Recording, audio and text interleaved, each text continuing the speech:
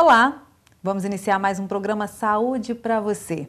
Hoje eu recebo aqui no estúdio o psiquiatra Dr. Glauco Arantes. Nós vamos conversar sobre alterações no aprendizado. É só um minutinho que já já a gente está de volta.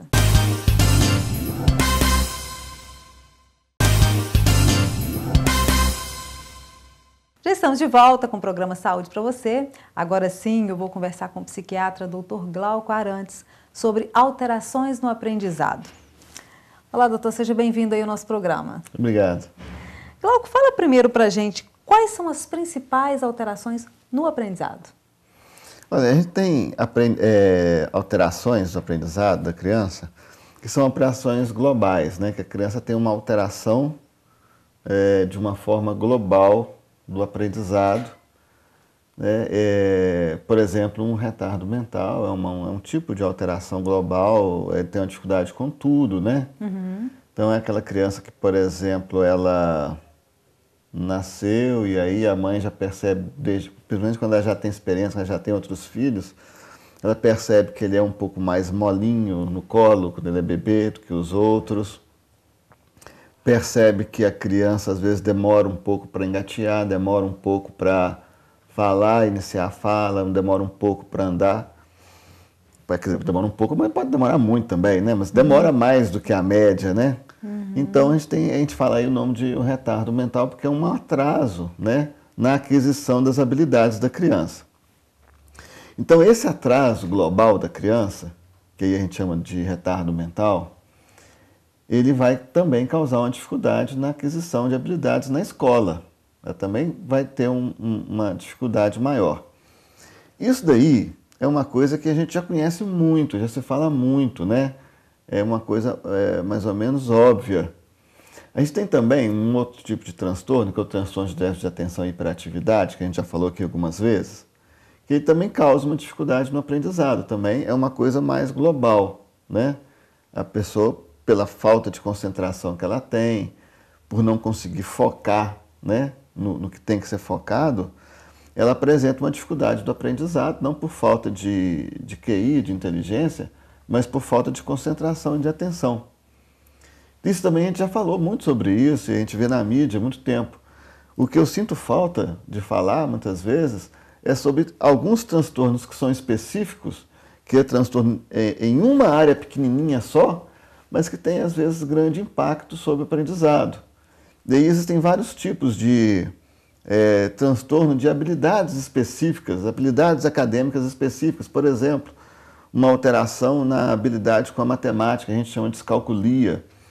A gente tem uma disfasia receptiva, que é uma dificuldade que o paciente tem, que a pessoa tem de entender a palavra falada, né? No nosso cérebro, a palavra falada é codificada num lugar e a palavra escrita é codificada em outro. Então a gente pode ter também uma alteração da palavra escrita, a gente não consegue entender a palavra escrita. E a gente tem a dislexia, que já é um pouco mais famosa, mas que também é pouco falada, né? Uhum. A gente tem também uma dificuldade que a pessoa tem de pronunciar palavras, né? Tudo isso vai dar uma pequena... vai dar não, mas pode dar uma pequena alteração lá no início do aprendizado, que aí com o passar do tempo isso vai acumulando, vai aumentando, se não for observado e tratado. Então eu acho importante falar sobre esses temas que são um pouco frisados e às vezes até pouco falados durante o período de graduação, por exemplo, dos cursos que têm a ver com o magistério, né? Eles deviam conhecer isso um pouquinho mais. Então nós temos alguns transtornos específicos, né, que são esses que eu relatei, que podem causar dificuldades no aprendizado. E a gente pode discorrer sobre cada um com o passar desse programa, né? Glauco, quando você fala de descalculia, por exemplo, que é a dificuldade na matemática, conforme você colocou, é só na matemática? Ou isso pode atrapalhar em outras áreas também do aprendizado? Nas áreas que vão depender da matemática, por exemplo, na física, né? E aí, né, na hora do Enem, a coisa complica, né? Então, no cálculo estequiométrico, depois na química, por exemplo, né? Que é balancear equações, são equações químicas, né? São fórmulas para a gente entender equações químicas. né? Então, na química não vão ter alteração, na física não vão ter alteração. E às vezes é uma alteração que a pessoa tem lá atrás, bobinha, do tipo dificuldade com a vírgula, com mais, com menos, né? Entender, quando a criança é muito pequenininha, entender que o 3 significa 3, o símbolo, né? O número, e o que ele representa. Ele tem dificuldade nisso daí, que se não trabalhado em tempo, ele vai carregar isso para a matemática para frente, né? Então, naquela matemática mais básica, ele vai ter uma dificuldade, tudo aquilo que vem dela depois, como química, física, que eu estou falando aqui só para ter uma coisa, mas juros e banco, manejo de conta corrente, vida, né? Então tudo aquilo que envolve número, a pessoa vai ter uma dificuldade. E no caso da dislexia, seria uma dificuldade na escrita, então... Na leitura, né? E aí seria para tudo na vida, né, Glauco? Com a palavra grafada. A gente tem, por exemplo, pacientes que chegam até a gente com diagnóstico, por exemplo, de uma suspeita de retardo mental. Porém, a pessoa percebe que a criança, né, por exemplo, ela tem um vocabulário, um número de palavras que ela emprega para conversar com a gente, bom, né? Uma articulação entre as palavras, boa. Mas na hora que ela vai ler, aí a coisa não flui da mesma forma. Então a gente dá para essa criança um texto, um texto simples, né? Adequado para a idade dela, para ela ler e contar para a gente o que ela entendeu, e ela tem muita dificuldade. E a gente conta um texto mais complexo até, por exemplo, pede para falar assim, olha, o que você entendeu disso que eu falei? Ela entende tudo. Então ela tem uma alteração na leitura também, né? E aí a alteração da leitura, ela pode interferir na matemática mais tarde também. Por exemplo, uma criança que hoje tem uma dificuldade de leitura e ela é pequenininha, está lá nos primeiros anos, beleza, a matemática é 2 mais 2, né? É multiplicação. Mas aí quando a matemática começa a envolver mais a escrita, como é um problema, né? Olha, um carro sai de Caratinga a 60 km por hora e o outro sai de Caratinga a 80 km por hora. Com qual a diferença de tempo eles vão chegar em Realeza, né? Então, assim, isso é matemática, né? Física, matemática, e o aluno pode ser bom de matemática, mas vai ter uma dificuldade por causa da leitura, né? Porque ele não consegue decodificar direito o que está escrito ali. Então, nesse caso, pode interferir na outra área também. Né? Um outro problema comum, por exemplo, né, é a disfasia receptiva. O que é isso? A pessoa não consegue entender bem a palavra. Vou dar exemplo aqui de uma pessoa, né, de um paciente que Neymar, né, o jogador Neymar, ele entendia Neymarcos. Então, quando ele falava comigo, ele falava assim, o Neymarcos, aquele jogador, eu ficava pensando, gente, quem será esse Neymarcos? Aí depois eu entendi que não era Neymarcos, era Neymar. Então, isso também, como é que ele vai prestar atenção numa aula? Como é que ele vai focar se ele não entende bem, mas ele escuta bem? Entendi. Ok, nós vamos para um pequeno intervalo. O programa Saúde para você, volta já.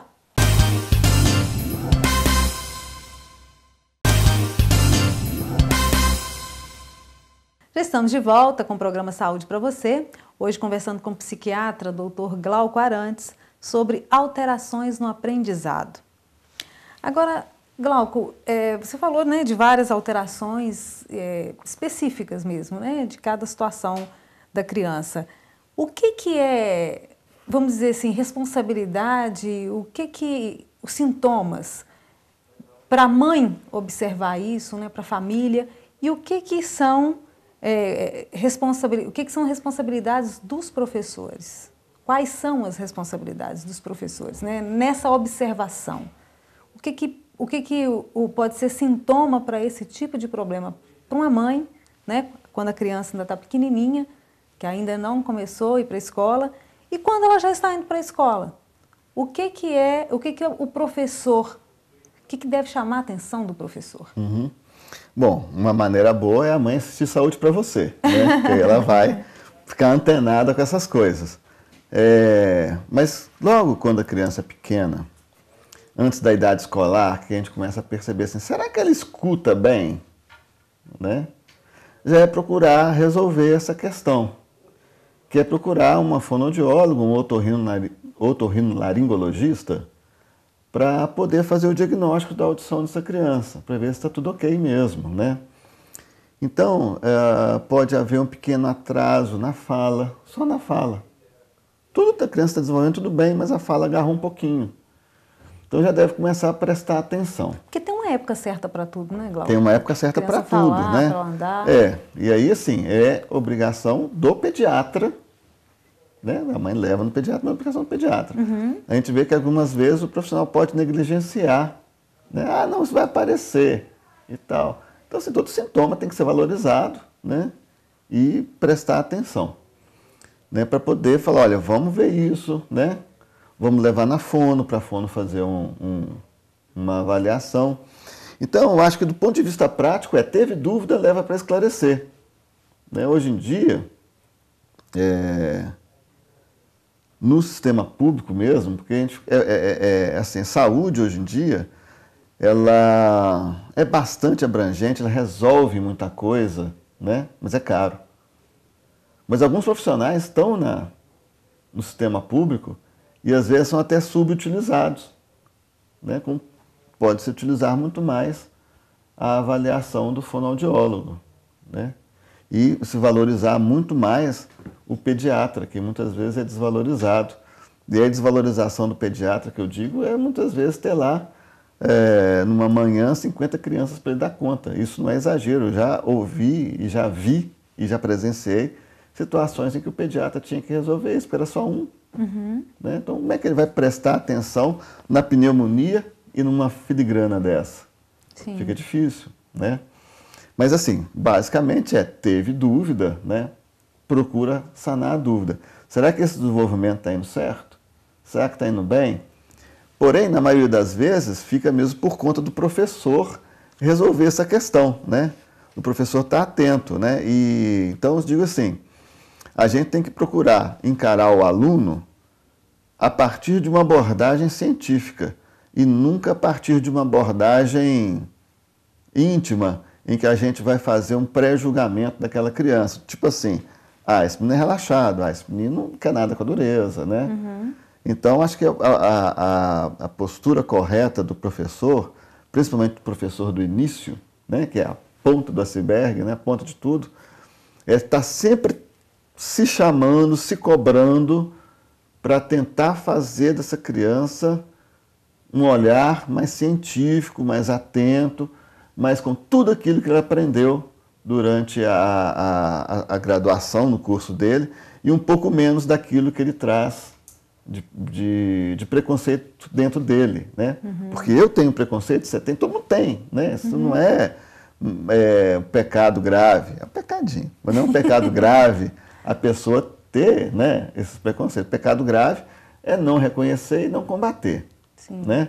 Então, acho que o professor tem que estar atento e procurar falar assim, não, peraí, deixa eu colocar a minha emoção de lado, deixa eu tentar usar a minha razão e tentar entender o que está acontecendo, ou o que pode estar acontecendo com essa criança. É saber diferenciar, Glauco, o que é uma falta de atenção por desinteresse, porque o aluno realmente, né, é um aluno mais para frente mesmo, vamos dizer assim, ou se é uma falta de interesse por uma dificuldade de aprendizado. Sim, é mais ou Prestar menos atenção aí, nisso. Né? Que também assim, é uma exigência difícil de você fazer de um professor que tem 30 alunos numa sala de alfabetização, por exemplo. É barra pesada, né? Ainda mais quando você tem alunos com uma sala grande e com rendimentos diversos, né? Sim. E com histórias diversas. Ele pode estar, inclusive, talvez hoje em dia isso não seja tão comum mais, mas deve acontecer, de estar desinteressado por falta de comida até, né? Por uma carência qualquer. Por isso que os pais têm que estar sempre acompanhando, né, Glauco? Sim, sempre acompanhando e presente, indo na escola, conversando com os professores, tá certo. Glauco, quais as principais soluções que você vê para esse problema, para essas alterações? Então, aí a solução é justamente o que eu falei, né? Estar atento e Tratamento. diagnosticar. Diagnosticando, aí fica mais fácil de encaminhar para um tratamento, né? Nesses pontos específicos que eu falei, a maior parte das vezes, né, o tratamento vai ser com a fono mesmo. A fono é que vai conseguir dar a volta na dificuldade em decodificar o que está sendo falado. É a fono que vai poder ajudar também, às vezes, até na dislexia. É o treino, é a atividade fora da sala de aula, né? Então, são essas atitudes, mas desde a atitude individual, né, de tentar estimular a criança naquela área que ela está com deficiência, como uma atitude global da aula de reforço, se é aquela coisa da escola, né, da tentativa de se fazer um diagnóstico, tanto de turma quanto um diagnóstico de indivíduo, mapas de sala de aula. Tudo isso é importante para identificar esses casos. Glauco, a gente sabe que existe uma lei que regula, né, essa educação especial, né? Algumas crianças que exigem uma atenção especial, que inclusive essa lei obriga escolas particulares, né, a aceitarem alunos dessa forma, ou às vezes até nas escolas estaduais, a ter até um atendimento especial. O que você acha disso? Olha, eu acho o seguinte, aí eu vou deixar a opinião acadêmica, né? Vou deixar de fazer o que eu acabei de falar agora, que é a opinião acadêmica, e dar uma opinião pessoal daquilo que eu observo, né? É que não é fácil, não é tranquilo a gente massificar a coisa. Então, assim, quando a gente pensa em educação inclusiva por força de lei, eu acho isso um pouco perigoso, porque existem crianças, e a gente vê exemplos disso, que se adaptam perfeitamente, né, na educação inclusiva. E essa educação inclusiva ela é boa para os coleguinhas, porque o coleguinha aprende a lidar com o diferente, aprende a conviver com o diferente, aprende a ajudar, aprende a proteger, aprende a auxiliar, mas também pode não acontecer isso. Pode acontecer também da educação inclusiva acabar expondo a criança, né? Isso são casos e casos, não estou falando que, né? Mas pode acontecer, por isso que eu falo, cada caso é um caso. Mas ela pode, se ela não for bem conduzida, e muitas vezes eu vejo que não é bem conduzida, então ela pode expor a criança mais ainda a uma diferença que ela já sofre, que ela percebe, né? Da onde veio o bullying, né? A criança ela tem já uma facilidade maior, né? Pela falta de defesa própria, de ser exposto ao bullying. Então, cada caso tem que ser olhado individualmente. É claro que quando alguém faz uma lei, né, alguém assim, né, o legislador, ele estuda antes, ele ouve a sociedade antes, pelo menos assim se espera, né, que ele faça tudo isso antes de propor e ter uma lei aprovada. Então, assim, essas leis têm um estudo, é feito de acordo com a coletividade, né? Mas a gente não pode esquecer que tem também o caso particular e que o caso particular pode ser diferente do geral. Você está dizendo que numa norma que é compulsória, que é obrigatória, né, da aceitação desse aluno, ela não deveria ser assim, deveria ser analisado, até porque se ela é então obrigatória, o próprio Estado tinha que dar condição para essa escola receber esse aluno. Sim. É isso que você está dizendo. E o que a gente vê na prática é que não é bem isso, né? A gente tem um monitor e muitas vezes a gente vê um monitor que está lá na lei, bacana, mas a gente vê uma pessoa mal preparada para estar lá. Né? A gente vê assim, é um emprego a mais só, em que não se tem aptidão para chegar lá, né? A prática a gente vê, eu vejo isso pelo menos. É claro que a gente tem monitores, por exemplo, maravilhosos. Às vezes eu recebo monitor na APAE, eu fico apaixonado com as moças, são pessoas assim que do amor, né? Mas a gente vê da vontade de até de bater nelas, porque pelo amor de Deus, o que elas estão fazendo ali? Porque a gente vê que claramente a pessoa está preocupada com o salário no final do mês. Então essas distorções, esse caso a caso, é claro que a gente tem que ter a norma geral, né? Senão o Estado vira uma loucura. Mas tinha que haver também uma possibilidade de Um acompanhamento melhor, né, Glauco? Caso a caso, né? Ok. Tá aí mais uma dica do programa Saúde para você. Agradeço a participação, Glauco, no nosso programa Eu que hoje. agradeço, tuas ordens. Até o próximo programa Saúde para você.